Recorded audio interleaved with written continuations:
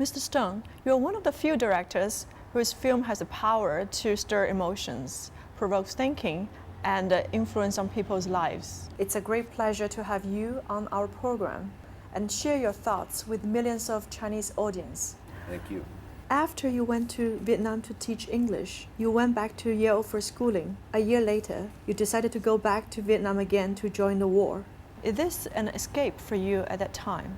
You're going back into a very difficult period for me. It was, I'm saying this in the spirit of trying to help other young people because, you know, I can obsess. I wrote a book about this, but when I was young, it's called The Child's Night Dream, and I mentioned it earlier, but when I was 19, my parents had been divorced, and my family, I was an only child, so we had no family, so to speak.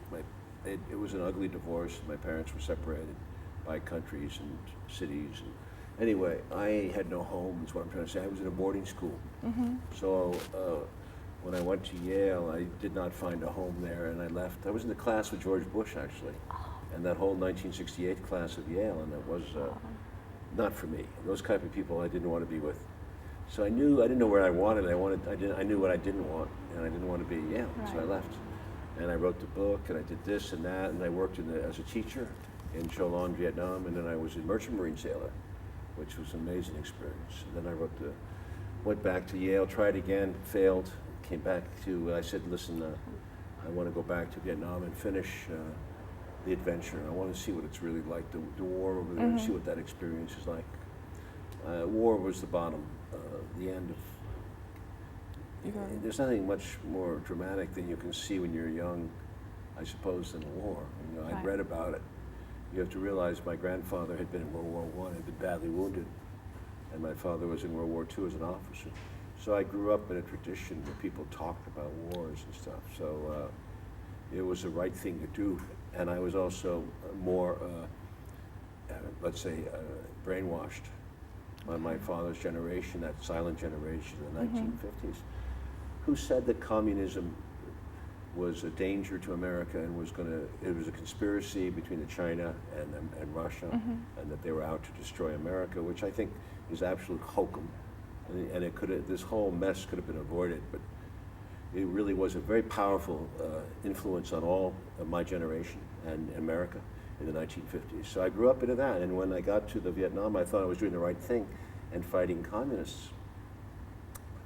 And it didn't turn out to be that at all. It was a civil war. It was a war for liberation, and it was a complicated war with a lot of feuds in Vietnam. It's an old story. It goes back centuries, but they were fighting for a different reason, and they were amazing warriors, amazing opponents against our technology. It's somewhat like Afghanistan and Iraq. I mean, it's the same thing, people fighting against technological superior power. It's Avatar, if you want. Avatar is like a Vietnam analogy. Avatar, yes.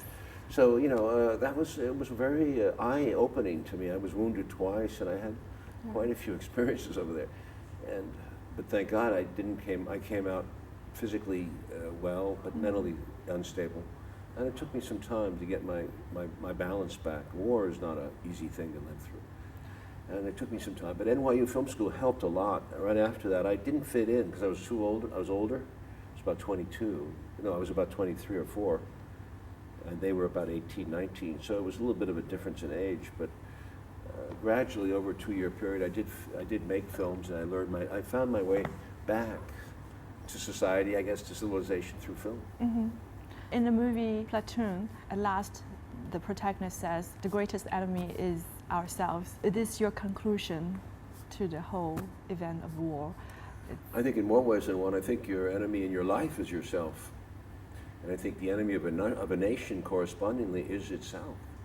It's our own aggression. And when you start to externalize your enemy, when you make an enemy out of, there are factors out there that are against you. There's no question. But if you make it into an enemy and create a war, you're making the situation worse. This I believe. So you must do everything possible to avoid war. You must talk it through, you must confront it, you must negotiate, do everything you can. Right. Don't go to that final stage because there's no going back. Things will only get worse.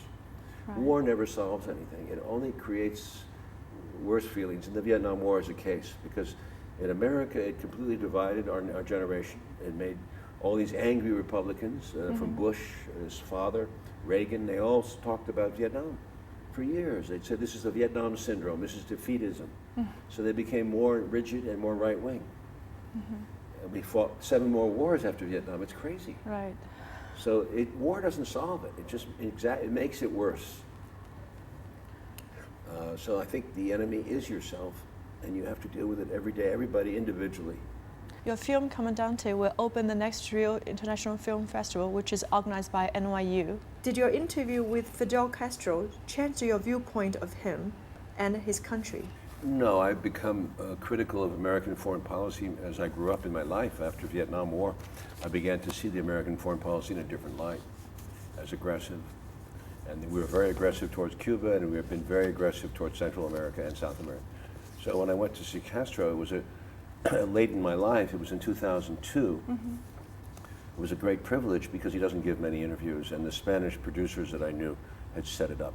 So we went on the spur of the moment to Havana for 3 days of interviews. He gave us a lot of time, almost 12, 15 hours of time over 3 days, maybe more. And we cut a 90-minute film out of it. It took almost a year of cutting. And it's a very remarkable little film. I'm actually I watched it the other day because in America it was censored. It was never shown on American television. It was shown in England, Canada, and but for some reason the Americans after 2001 were becoming, I would say, very intensely jingoistic, nationalistic about America, and they really got on my case for this movie. It was unbelievable. They pulled it off the air with 2 weeks to go. The promotion had been made on HBO, and there was so much protest from the right wing. They pulled it without seeing it. That's what amazes me. Nobody saw the film. They just think it was about Castro. It had to be pro-Castro because I was a leftist. The movie is relatively harmless when you see it for yourself. I think I will you'd be tomorrow, surprised that it's just a portrait of a man inside him. And it's hanging out with Castro. It's not I'm not asking him questions like a reporter judging him. I'm just trying to hang out with him and feel his, as they say, vibration, is what he's like. And that's what you get from a portrait of a man. I think it's one of my best portraits I've ever done. I'm very proud of it. Unfortunately, nobody in America has ever seen it. The film school asked me, what would you like to show to open this international film festival? 45 countries are coming, I think. And the students from many countries are coming here. It's amazing, amazing. NYU has organized this. The NYU Film School, when I went there in 1970, 69, 70, was very powerful because it was new, it was radical, and it was beginning to feel its muscles. For example, Marty Scorsese was a teacher there. There was a very talented young staff of teachers, and the kids were young and hungry and fresh and didn't know what they were doing yet. So we were making movies that were very experimental. There was all kinds of new styles from France and Italy and Czechoslovakia and even Russia. I mean, there was no Chinese cinema at that point except for Kung Fu. But frankly, we were young animals with flowers with heads in the breeze, you know. So it was a place where you did everything. You like we do now at NYU, like they're doing now at the Tisch Asia. They rotate. And 1 week we used to be a director, 1 week an actor, 1 week a cinematographer, and you make a film and you work your way through all the cycles, small films. And they've continued that tradition here, and NYU is still a very good school for production. So they talk about theory, they study writing, but they also, and cinematography, and the art of editing, and animation. But also, very important, they produce, they make the movies together. So they have to cooperate. And if they don't cooperate and they hate each other, it's no good. And that's true about movies, because sometimes when you're young, you have conflicting ideas and you clash. You don't want to work with somebody. So you learn how to work with people you don't like. And then another thing we did at film school was we would have collective criticism. We would finish a movie, and you'd put it up on a screen, and you'd show it to the class. And boy, that was tough. It was like being the worst in critics, because some of the kids some of the other students would hate your film, and they would say it, and it was very open. And now I feel that, frankly, I was criticizing the film school here the other day for being, I said to the students, you don't criticize each other enough. You're all too politically correct. You don't want to hurt anybody's feelings, but that wasn't the way we functioned back then. And it's good to speak, to thrash it out. But you learn from criticism. You learn from your fellow. You make your movie. You take and you learn from people who you work with, what they like, what they don't like, and you respect their opinions, even if you don't agree with them. Are you still close to Martin Scorsese? He was a great teacher, and he's a wonderful filmmaker. He has a very busy life, and So are you, you know, I have my own life too. Right. But I admire him and like him, and I still see him here and there. I saw a beautiful photo shot of you and the Chinese actress Fan Bingbing for the cover yes, of the magazine. yes. It was very nice, awesome. Thank you. Did you like the experience? Oh, very much. shoot? Yeah, it was one of my trips to China. Yes, and I did it for a fashion magazine and a friend. And it was wonderful. They decked me out in Chinese Chinese robe. I felt like an yes. emperor. And she's The a feathers and all very this. beautiful woman. Yeah. How is she doing in her career? Well, she's doing fine. I mean, she's still very popular in China. Oh, good. So is she the ideal beauty in your eyes, or Asian beauty? I didn't say that. I Asian. said she's very beautiful. You know, I love all Chinese women, all styles. Or is there any ideal beauty in your head? No, that would be, No. expectations are not helpful. It's better Right. to have no expectation of a result. Well, there's many types of beauty. Beauty of mind and Mind and body, right. and So the- form, feeling. I mean, life Right. can be, I think you have to be open to variety. Right, to appreciate every aspect I of do life. think so. If you can, it's hard sometimes. It takes discipline. But I think you are one of unusual people that who can appreciate life to the full. Really. Oh, that'd be nice, Julia. Thank you. I hope so. You went to Beijing, visited film set Suqi'er, which is directed by Yuan Hoping. So what was your impression? Whenever I go to Beijing, I go to the movie sets as much as I can. I've seen quite a few movies being shot because I love the Chinese approach to filmmaking, and it's something unique. You have to see it.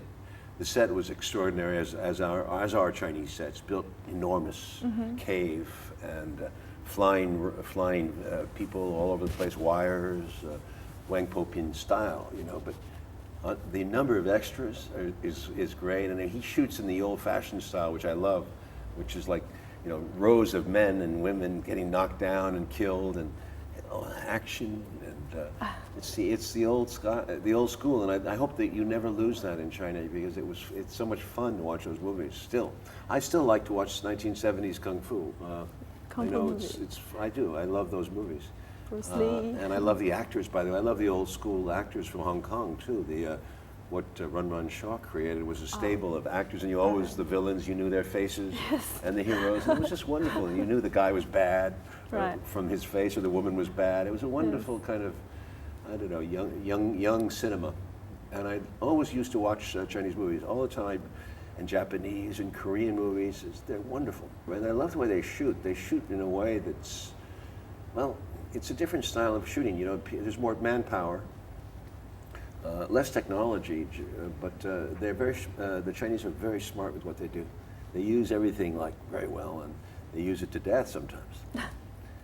But I've been watching Chinese filmmaking for 20, 30 years. I always get a kick out of it. I went to some of the earlier films. I went to Jackie Chan's Armor of God and all that stuff, way back when. Jackie Chan just made a movie, and he was a director of the movie himself, an Yeah, actor. sure. Jackie Chan is a great, you have to go on his sets to understand how insane he is. I mean, he does, when I saw one film he made in China, he literally took me, he said, come, and he shot the take, and he said, come with me, and he took me next door to the editing room, and he had everything edited up right until the day before, the 2 days before. So he showed me the scene in sequence, and he was shooting the action in sequence like some people like to do, because he wanted to get it so perfect, you know. Yes. It's an amazing way of shooting, but it's a little bit mechanical, you know. I think Jackie is a force of nature. Most of your films are involved the theme of humanity, social issues. Many said you're a trooper in film industry. So how do you look at yourself? Are you an artist who cares about humanity, or are you a humanist who has artistic expression?